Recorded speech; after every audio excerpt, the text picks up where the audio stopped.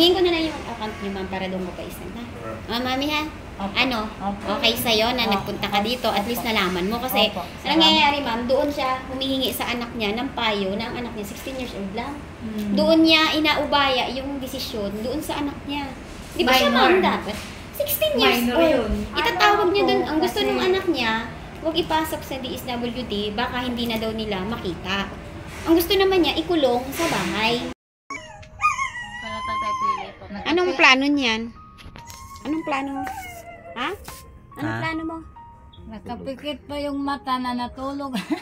Si tilapia yun. Wala, galing. Namu-amo ko lang, bigla umakyat sa balikat po. Ganyan siya maglambing.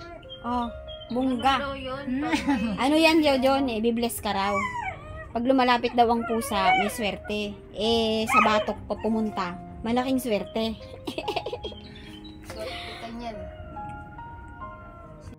Ayan mga ka-therapy, good morning, good morning. 11 AM na pala, no? At after nga nitong meal, ay pupunta tayo ng barangay, no? At ito nga si Kuya Lolong at si Mami Angelica para po magpasama sa atin sa barangay para malaman kung ano po ang magiging tulong nila sa kalagayan po ni Casey, no? At yan, kakain tayo dyan, Aileen. Almusal tayo, no? Yan, medyo nanginginig ako kasi nagutom na ako. Edit ng edit. Ayan, kain tayo, no? Bumili tayo ng mga gulay, ayan. Ano to, munggo, tapos meron tayo. Yan ang nabili niya, 3? Ilang order yan? Ay, meron pa dyan. Ano yan?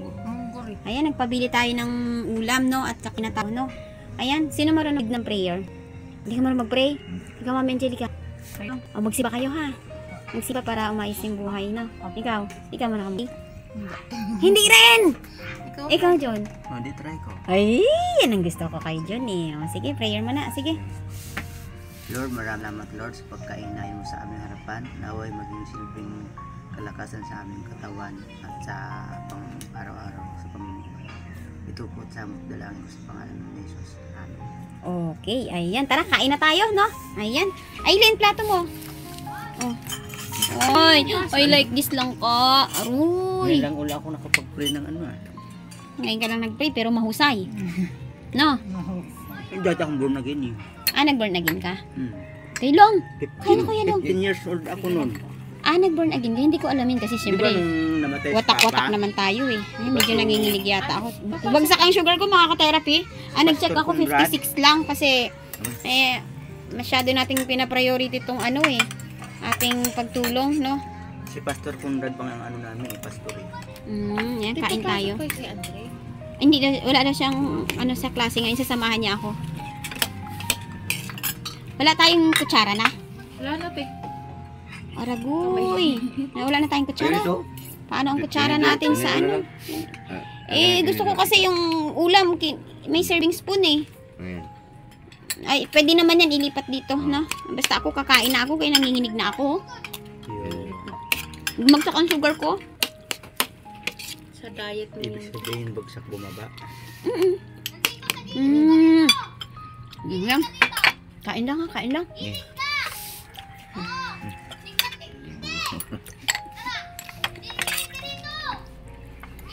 Liso to ah. Liso.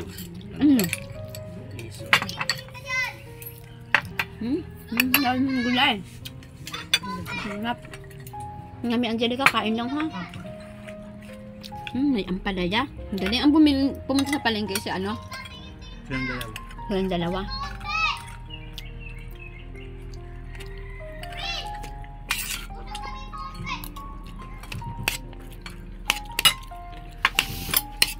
Si Ariel ayaw ng gulay. Gulay, binili ko. Ay, yung anak mo? Ayun nga. Nasaan? Sila. Andre! Ariel! Kuyat pa mo. Dumaan siya sa bintana. Alawang pan. Ay. Sorry. Kain na, kain na. Kain na. Kung anong meron din, yun lang ang kain. Oy, kumain ka na. Takot ka sa gulay. Ayan mga ka-therapy, tayo po kahapon ay nakabili tayo ng isang sakong bigas, no? Dahil tayo po ay nais pasayahin ng ating mahal na sponsor dahil magbe-birthday na nga po tayo mga ka-therapy, no? Atot nga po si ma'am sa atin ng tulong, no? Sabi niya ay may regalo siya sa atin na isang sakong bigas. So, Flashback. mga ka-therapy ay nagpa-deliver po tayo ng bigas, no? Ayan. May bigas na tayo mga ka-therapy. Thank you, thank you! At yan po ay regalong handog po sa atin dahil sa nalalapit na po ang ating kaarawan ay labis-labis po ang aking pasasalamat kay Ma'am Anonymous from USA. Ayan, maraming salamat.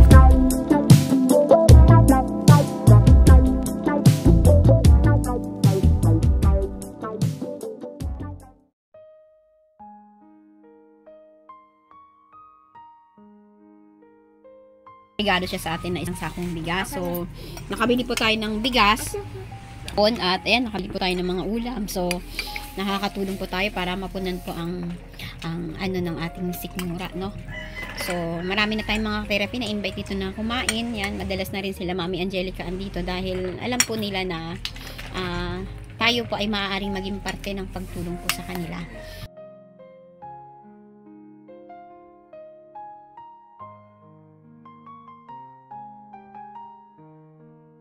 Ma'am, maraming salamat po sa pagmamahal niyo po sa akin, sa handog niyo po sa akin at nakakabahagi po tayo ng tulong po sa atin pong mga kapwa. Maraming salamat ma'am sa regalo niyo po sa akin na isang sakong bigas. Maraming salamat po at ayan ay hindi po tayo hirap, no, na magtulong sa pamamagitan ng pagbibigay ng pagpapakain din po. Pag may mga bisita po tayo nang natatanggap ay nakakatulong po tayo para sila po ay makakain, no? Ay, mamaya na kayo ha, mamaya na. May pagkain na kayo, nabilhan na kayo. Kain na kayo dito, Andre, Noy. Kain na dito. Good morning. Good morning, Ariel. Ha? Ayan. Sarap John, no? Di ba mas masarap bumili na lang? Hindi ka napagod, may iba't iba pang ulam mo. Kainin ng aso yan, be. Tapos after nito, mami, barangay. May baboy lang yan.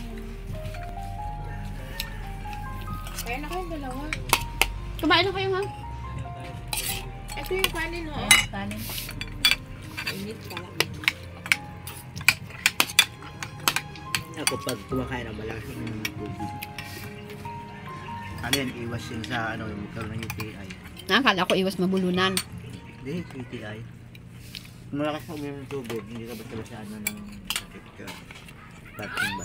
Mami Angelica, kamusta ang buhay mo ngayon na Ah, nakabalik na po kayo dyan sa ano? Kamusta ang buhay niyo ngayon? Mas maalwan ka ba ngayon na opo, bumalik kayo dyan? Tapos, opo, magan-gan na rin yung buhay ko kasi nakabalik na ko. Tapos may ano, yung may ilaw na rin kami po. ibig sabihin, kaya ka talaga umalis dyan dahil wala kayong ilaw? Opo, kasi sinubukan ko natulog dyan po. Pagising ko, pagkarami lamok, mga ano yung pagising ko, yung katawan ko. Namin kagat. Opo, na mantal po sa Hindi. ano na lamok Uy, sa kagat. kumuha kayo ng plato. Hindi, wag niyong tanggalin ang kaldero dito kasi marami kaming kumakain. Kumuha na lang kayo. Malit ang mesa natin eh. Bakit ito? Itong langka. Pag muli ito ni husband. Wala ng gan.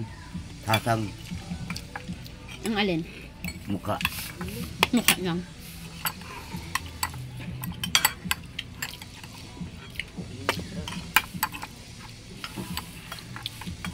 Sarap talaga ng langka. Grabe.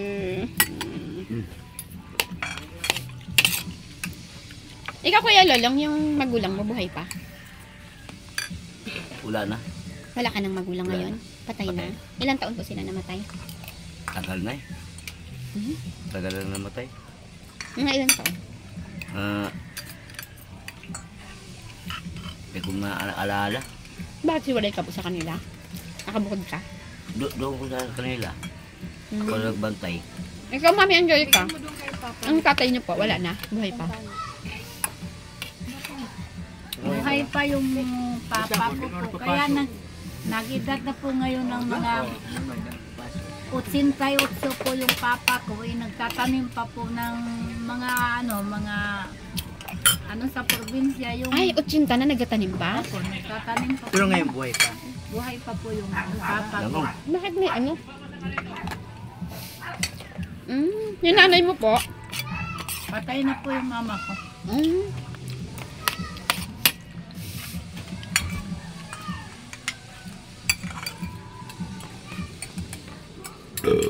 Masang niya agad si Joan.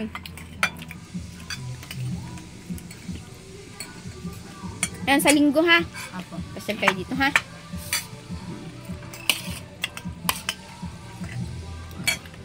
Favorite mo yung ano kamatis at sibuyas. Kuya. Masarap yun, masustansya no? Kamatis.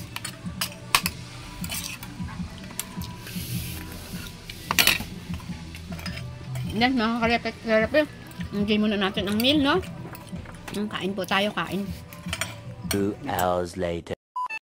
At ayan nga po mga ka-therapy ay pupunta tayo sa barangay, no?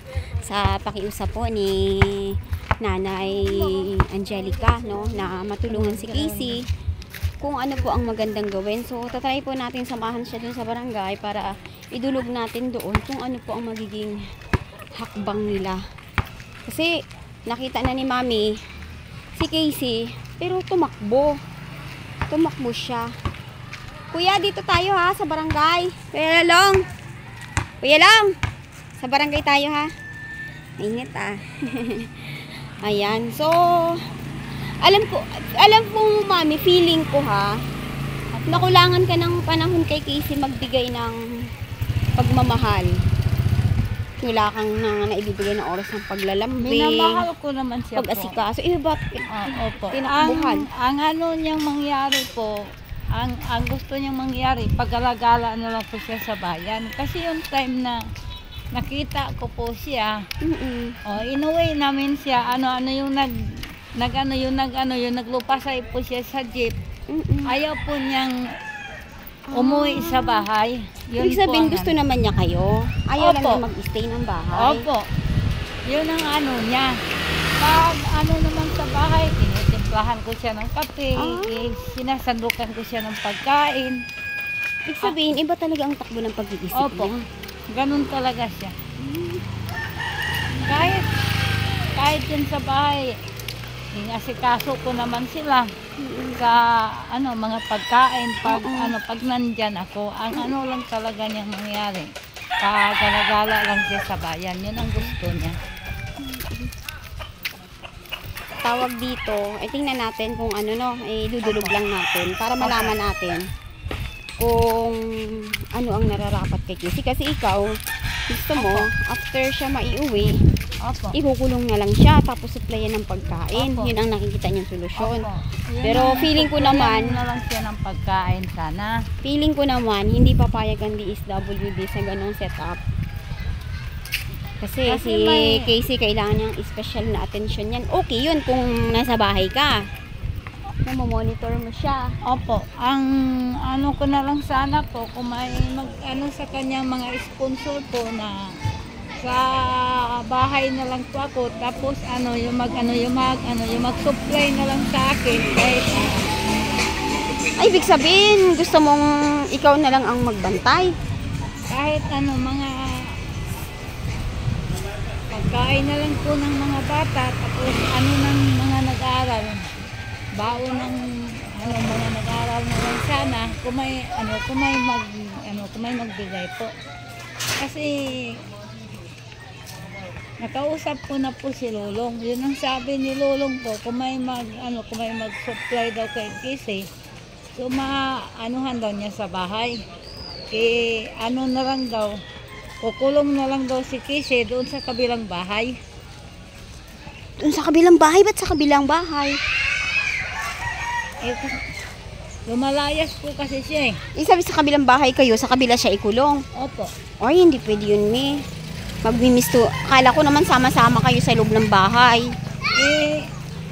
Tumatakbo po kasi yan. Kaya nga, dapat kasama kayo sa loob ng bahay. Hindi. Hindi pwede ang gano'n. Nakabukod pa sa inyo. Baka lalo siyang mag-trigger. Mamaya, mas lumala ang kondisyon niya. Kasi Wala siya makakausap kung ikukulong mo siya sa kabila. ang nangyari kasi po, yung nandun yan sa amin, nagsama-sama, hinabol po ng mga kapatid niya. Tinakbuhan po niya yung mga kapatid niya. Tapos yung hinabol ng mga kapatid, hindi na po nila naabutan. Mali po yung plano niyong ikulong. Mali. Tapos sa kabilang kwarto. Yung magsisisigaw yan doon, makaistorbo sa kapitbahay yan. Magwawala pa. Tapos, ang mangyayari yan, pag kinulong mo yan, nasa nakatakas siya, mananakit na yan. Ganun ang mangyayari dyan. Kawawa naman yung Ang Oo, kasi dati si Grace, yung aking content din dati eh. Opo. Kinukulong ng ate niya yun eh. Ang ginawa, nakatakas. Pagkatapos yung Takas siya. Ngayon gusto niyang ipakulong yung ate niya dahil kinulong nga siya. Oh, hindi sumama yung loob ng ate niya. Pinabayaan na lang siya. Lakad-lakad. May time naman siya na matino. May time siya na hindi. Ganun. malala. Yung lala niya, pag nagtigir yung, nawawala naman kasi yung sa sarili, si Casey naman, hindi naman eh. Oo nga po. Yun hindi niya alam kung nasaang lugar na siya. Yun nga po. Pasumpong-sumpong. Ang problema kasi niya po, marunong siya pumunta sa bayan. Ang problema po, Tabi kami. ang problema yung pauwi. Hindi na siya marunong pauwi po sa bayan. Oo.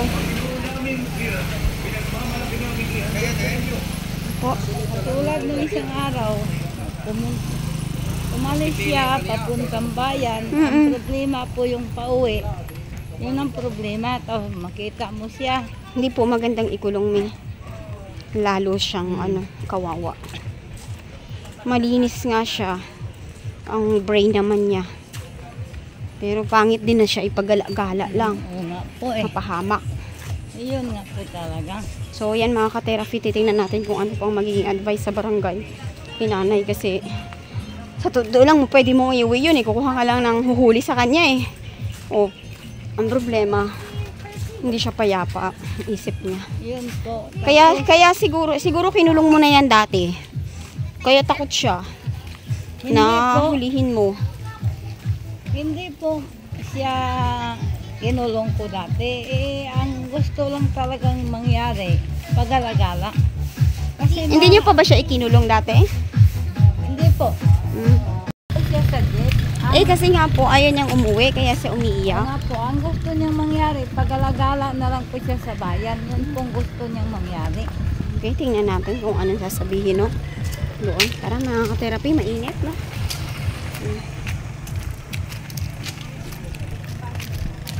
A few minutes later. Kasi nagpahinga na yun, nagwawala po siya. Ang gusto niya, puntahan namin doon. Yun pang inaano niya.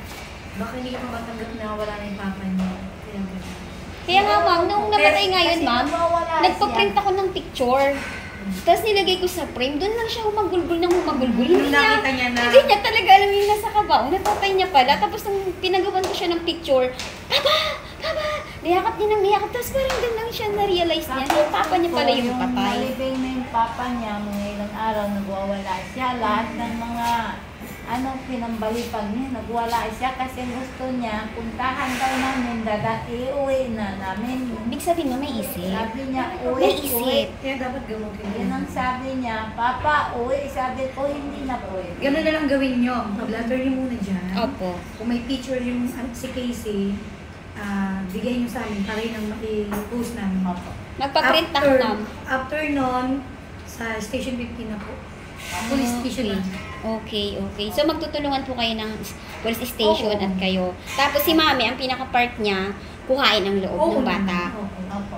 Para mapacheck up natin siya. Salamat po. Pag na-check up na siya, mami, alam na kung ano ang dapat sa kanyang gawin kasi makita nilang level ng kondisyon ng pag-iisip niya. Opo. Pag nagdadala nga ako, ma'am, ng pasalubong, ate, nakaka-action siya ng ganun eh. Kumbaga may Nakaka-action siya. nagtitira pa sa isip niya kahit paano. Mas kawawa yung pagkatagang totally wala na. Cargo mo na talaga yan. Yan. Kapan mo na lang. Pwede na po kayo magpa-blaster sa dito sa may table. Ayan, Mami Angelica ha. Salamat po. Ikaw ang may responsibilidad kay Casey. Opo. Hindi mo siya pwedeng anuhin kasi kailangan niya ng special na attention. Opo. No, ma'am, thank you po. Ma'am, thank you po. Blatter mo na tayo. Blatter Tapos na lang magpapaprint na lang ako ng picture. Pwede naman. Ibigay ko kay send mo Mami. na lang sa akin. Isend ko na lang. Marami ako, ma'am, kasi siya wala siya picture. Ako marami kasi binablog ko nga po siya dati. Okay, hingin ko na lang yung account niyo, ma'am, para doon ko pa isend, ha? Mami, ha? Opo. Ano? Opo. Okay sa'yo na Opo. nagpunta ka dito, at least nalaman mo. Kasi, Opo. anong nangyayari, ma'am, doon siya humihingi sa anak niya ng payo na ang anak niya, 16 years old lang. Doon niya inaubaya yung desisyon doon sa anak niya. Di ba siya, ma'am, Minor. dapat? 16 years Minor old. yun. Itatawag niya doon, ang gusto Kasi- ng anak niya, huwag ipasok sa DSWD, baka hindi na daw nila makita. Ang gusto naman niya, ikulong sa bahay. Sabi ko, punta tayo ng DSWD.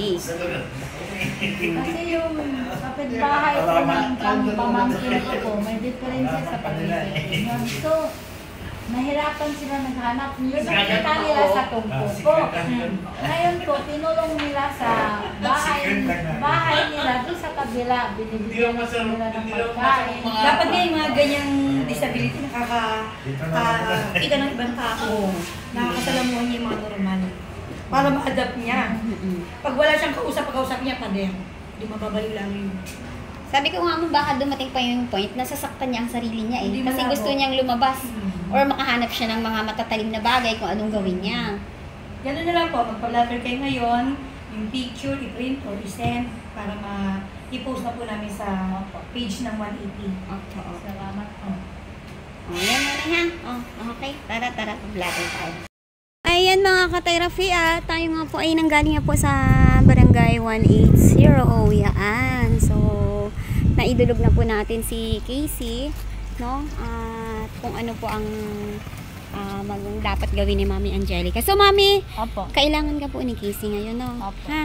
Kung makita po namin ngayon sa bayan ulit, ano po? Ligawan mo daw po. Opo. Bigyan mo ng Opo. kung anong nakakapagpasaya sa Opo. kanya. Ina ang nakakaalam talaga kung Opo. ano ang makakapagpasaya sa kanya, no? Opo. Then, yan, sana ay maano natin. Ang maganda dyan, Mami, Opo. yung tulong nila na maipa-check up si Casey. Opo. Para alam nila kung ano ba talaga ang Opo. kondisyon ni Casey. Opo. Kasi sa pakikipag-usap sa check up, malalaman Opo. nila yan eh. Opo. At doon nila rin malalaman kung ano ang paggamot na kailangan sa Opo. kanya. Kung halimbawa po, makita namin uli mamaya, pupunta ba kami bukas po sa inyo para dadalhin ulit? Pwede rin. Pwede rin Pwede po. rin po. Oh, sige. Sige, Mami. Opo. Ligawan mo. No? Opo. At ito. Mayroon pa ba akong pera dito? Parang pera. Para hindi ka naman mapagod sa ano. Opo. Maganda. Gusto ko rin makita si Casey, no? Kung Opo. para maidulog natin dyan. Opo. Kasi Salamat kung po. maisasama mo dyan bukas, pwedeng diretsong dalayin sa doktor. Opo. Pero wala kang sasabihin sa kanya na sabihin mo lang pupunta sa akin sa bahay. Gano'n, no? Opo. Ha? Opo. Mami ha, Opo. kailangan mo itong tutukan, no? Opo. Kasi Salamat po. doon malalaman ng tao na mabuti kang ina. Opo. Na, pag inasikaso mo si Casey, ha? Salamat po. Okay, ayan, pamasahin niya lang Opo. muna, pasensyahan mo muna yan. Okay, binigyan natin yung therapy si Mami ng 100 para pamasahin niya. Baka sipagin siyang hanapin si Casey, Opo. no? Sige Mami, yan muna ang ating tulong, no? Ayan mga ka-therapy, kung may nais pong tumulong sa inyo na maiayos po natin ang kalagayan ni Casey, ay mag-comment po kayo below at handa po si Mami Angelica na makipagtulungan, no? Opo. Pasalamat din ako kay Mami kasi naasikaso mo yung nandun ka nung nilibing si tatay dun dahil kailangan ng tulong mo doon, ang mga pirma mo, Opo. ang mga ano mo dahil ikaw ang nakakilala sa kanya, no? Opo. Ayan, so ayan na. Asikaso ko po. Opo, kaya inaasahan ko po na ikaw pa rin ang magiging partner kay Casey, no? Opo. Sige po. Salamat po. Okay. A few moments later. And hello mga ka-therapy at muli nga po ay naghandog sa atin ang mahal na sponsor upang makatulong po sa mga nais po niyang tulungan, mga nais po niyang handugan. Ayan, makiklaim po tayo dito mga ka-therapy ang tulong na handog po para po sa mga nais niya pong tulungan.